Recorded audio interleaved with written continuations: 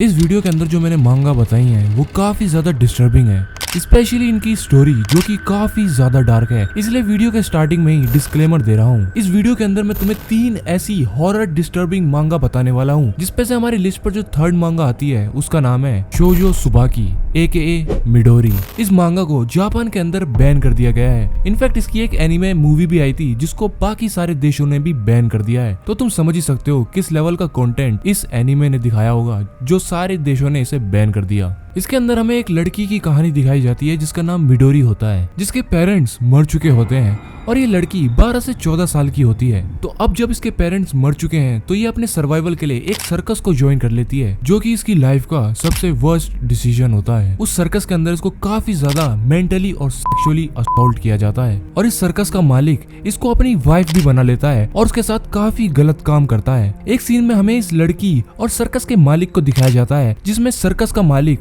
उसको किस करने जा रहा होता है और उसको किस करने की ट्राई कर रहा होता है बेड के ऊपर। और हाँ, मैं तुम्हें याद दिला दूं, वो लड़की 12 से 14 साल की है। लिटरली इसके अंदर एक ऐसा सीन आता है जहाँ पर इस लड़की को कुछ क्यूट पपीज मिल जाते हैं और उनके साथ खेल रही होती है। तभी सर्कस का कोई एक मेंबर आता है, उसके हाथ से वो पपी को उठाता है और जमीन में देके मारता है।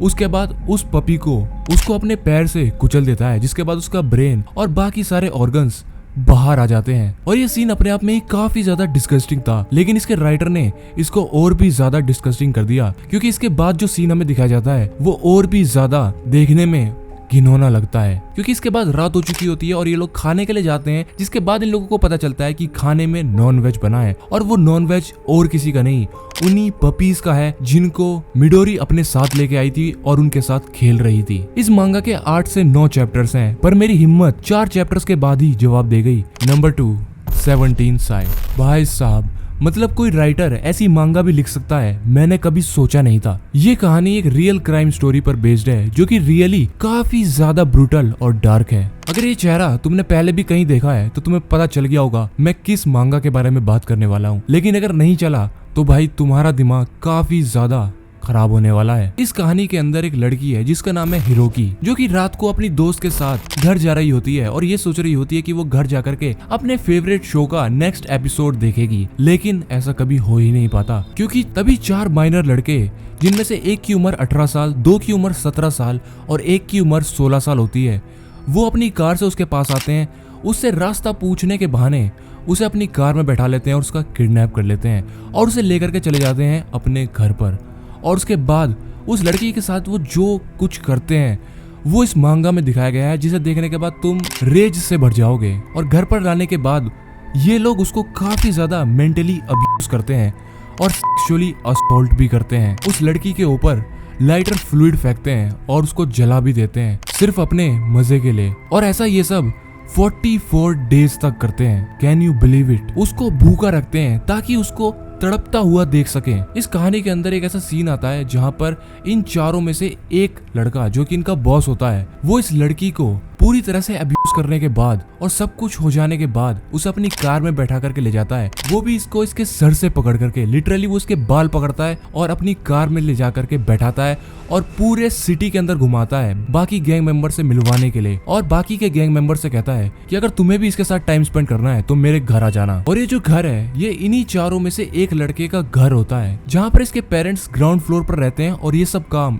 फर्स्ट फ्लोर पर हो रहा होता है। और जब इसके पेरेंट्स इस सब के बारे में इससे पूछते हैं और पूछते हैं कि आखिर ऊपर क्या हो रहा है, तो ये लड़का अपने पेरेंट्स तक को मारता है और उनको धमका देता है कि अगर तुमने किसी को भी ये बताया तो काफी बुरा होगा। और इस मांगा की सबसे बुरी बात यह है कि इसके राइटर ने इतना सब हो जाने के बाद इस कहानी को एक हैप्पी एंडिंग देने की कोशिश की है, क्योंकि इस कहानी के अंदर उस लड़की की एक ट्विन सिस्टर होती है, जो कि पूरे टाइम अपनी फैमिली के साथ अपनी ट्विन सिस्टर को ढूंढ रही है कि वो आखिर कहाँ चली गई है। और एट द एंड उसको बचा भी लिया जाता है, पर सैडली रियलिटी में ऐसा कुछ नहीं होता। और इसको पढ़ने के बाद मैं सिर्फ एक ही चीज चाहता हूँ कि हमारी सोसाइटी में एटलीस्ट एक एनिमे कैरेक्टर तो जिंदा हो जाए, जो कि है कीरा। और वो क्यों, वो तुम्हें मेरे से ज्यादा पता होगा, to be very honest. Number 1, उजुमाकी।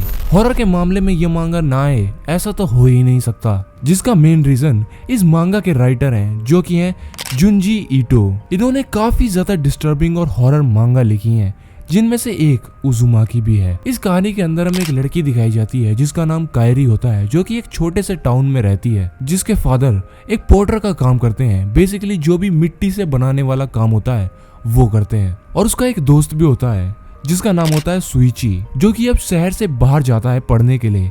पर पहले वो एक साथ पढ़ा करते थे और एक काफी अच्छे दोस्त थे। तो एक दिन रास्ते से अपने घर जाते हुए कायरी को सुइची के फादर दिखते हैं रास्ते पर बैठे हुए, और वो काफी ज्यादा क्यूरियस हो जाती है कि वो रास्ते पर बैठ करके आखिर कर क्या रहे हैं। तो वो उन्हें देखने के लिए जाती है। तभी वो देखती है कि सुइची के फादर वहाँ पर पड़े हुए एक स्पाइरल को देख रहे होते हैं और वो कायरी की बात को भी इग्नोर कर देते हैं। जिसके बाद कायरी ये सब सुइची को बताती है, जिस पर सुइची उसे बताता है कि उसके फादर रिसेंटली काफी ज्यादा अजीब बिहेव कर रहे हैं। उन्हें स्पाइरल चीजों को कलेक्ट करने का शौक चढ़ गया है। ये सब तो ठीक था, लेकिन अब जब भी उन्हें कहीं कोई स्पाइरल दिखता है वो वहीं बैठ जाते हैं और आसपास क्या हो रहा है ये उन्हें पता ही नहीं होता।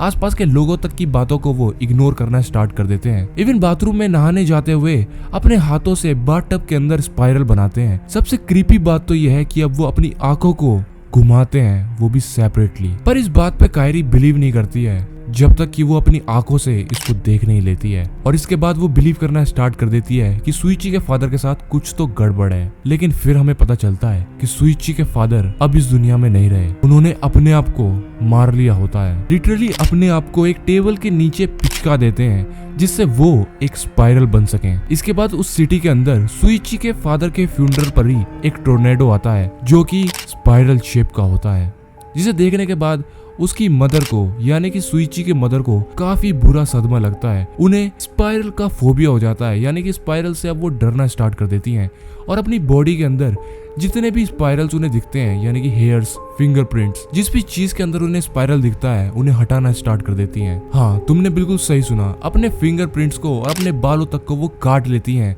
ताकि उन्हें उस स्पाइरल को देखना न पड़े जिसकी वजह से उसके पति की मौत हुई थी।